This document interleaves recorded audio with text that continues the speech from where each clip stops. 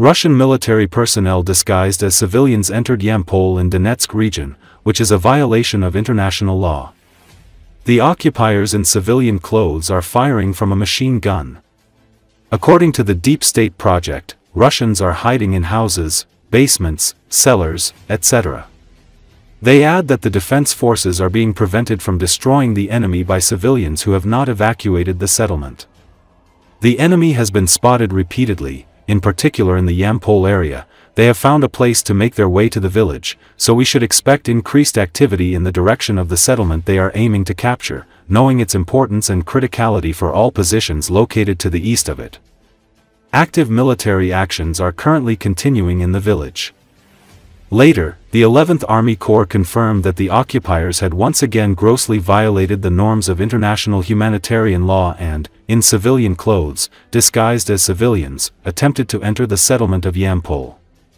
They noted that individual enemy groups hid in private homes, basements and other structures, using local residents as a human shield. They also added that units of the 11th Army Corps carried out a series of anti-terrorist measures, as a result of which the enemy was detected, blocked and neutralized. At present, the settlement of Yampol and the surrounding areas are under the complete control of the defense forces.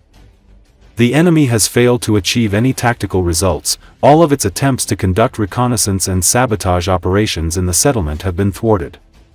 It is worth noting that the enemy is trying to find ways to penetrate in small groups, using natural conditions and the presence of civilian buildings. Monitoring of the situation continues, and measures to counter such actions are being intensified, 11th Army Corps said.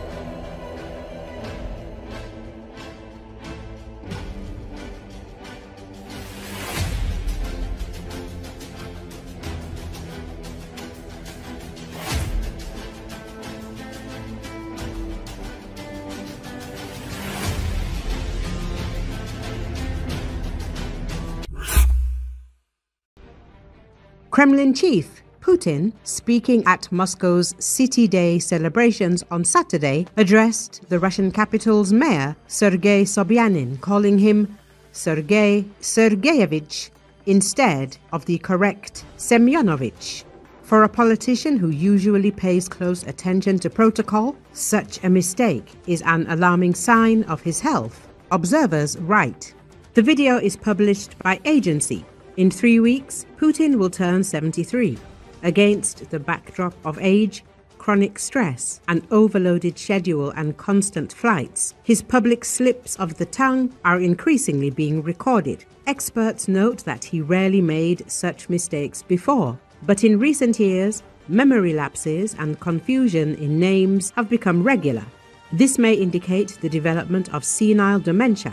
In January 2022, in a telephone conversation with the president of Kazakhstan, Kassym-Jomart Tokayev, he called him Kemel Zomartovich. In August of the same year, Kassymzan Kemelevich. In December 2023, while presenting state awards, he confused the names and patronymic of the famous composer Alexandra Pakhmutova, calling her Alexandra Nikolaevich Patrushev. Regular errors of this nature may indicate neurodegenerative processes, which often manifest in old age. Doctors note that among the probable diagnosis with systemic slips of the tongue and forgetfulness may be Alzheimer's disease, vascular dementia, Parkinson's disease with cognitive impairment. The strain on the nervous system, stress, insomnia, and frequent flights can accelerate the manifestation of such diseases. Putin's slips of the tongue are not just personal mistakes, experts say, in a country where power is concentrated in the hands of one person. Such memory lapses indicate a weakening of the top person's concentration. Against the backdrop of war and international isolation, they become even more noticeable and discussed. Recall Russia's State Science Foundation has ramped up its support for medical research into aging and life extension into recent years. The exiled news outlet Novaya Gazeta Europe reported the Russian Science Foundation, set up in 2013 to back basic and applied research, supported 43 projects on aging between 2021 and 2025, compared with just 7 in 2016 to 2020. Novaya Gazeta Europe reported one of the projects to receive funding was led by President Vladimir Putin's alleged daughter.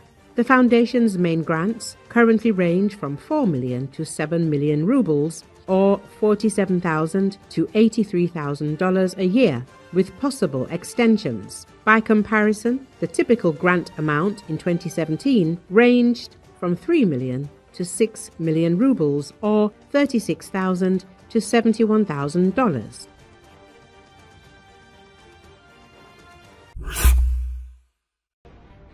A sharp reduction in equipment and food supplies has been recorded at one of the most important supply facilities for the Russian Black Sea Fleet in temporarily occupied Crimea. The base, which until recently was considered a key link in supplying the Russian occupation forces, is now virtually empty. Atesh reports the reconnaissance was carried out by agents of the partisan movement who thoroughly examined the territory of the 758th Logistics Center LMTC of the Black Sea Fleet of the Russian Federation in Sevastopol. According to the observations, the military facility is practically empty. The equipment has disappeared from the sites, and the rare remaining vehicles are in an extremely worn-out and probably non-combat ready condition. Our agents have recorded an almost complete absence of equipment on the territory of the base. Individual vehicles appear to be inoperative. This is a clear sign of the occupiers' shortage. Equipment is being transferred throughout Crimea to protect it from attacks by the Ukrainian Defense Forces, the movement's representative said. The 758th CMTO has the status of a strategic hub through which the Russian Black Sea Fleet traditionally receives fuel, ammunition and food. It is thanks to its work that support is provided to Russian units. It is no coincidence that the center's warehouses have repeatedly become targets for attacks, including attacks in the Sakhanaya Golovka area and Shabalina Street in Sevastopol. At coordinates 44.58021, 33.50951, the partisans recorded changes that indicate the transfer of equipment to other areas of the peninsula. All collected information has already been transferred to the Defense Forces of Ukraine. Atesh emphasizes that every detail about the location of the warehouses and the movements of Russian troops plays a significant role in planning further operations. As media reported earlier, Atesh announced an operation at the Shcheglovsky Val Defense Enterprise in Tula. The published footage shows a large-scale fire that engulfed the territory of the plant, which produces a wide range of products for the Russian army, from air defense systems to various types of small arms. According to Atesh, the Shcheglovsky Val plant is part of the Russian defense industry. It develops and produces air defense systems, rapid-fire guns, and small arms. In particular, this plant produces the Pantsir S mobile anti-aircraft missile system and the Kornet anti-tank missile system. It should be noted that the Ukrainian armed forces have previously attacked the Shcheglovsky Val plant in Tula with drones. For example, an airstrike was carried out on this enterprise on January the 20th, 2024. As a result, several explosions thundered on the territory of the plant, after which a fire started. This was recorded on video. The Ukrainian armed forces carry out airstrikes only on military and strategic objects on the territory of the Russian Federation in order to weaken the potential of the Russian occupation army. At the same time, Russian troops use drones and missiles to strike Ukrainian cities and Ukrainian civilian infrastructure.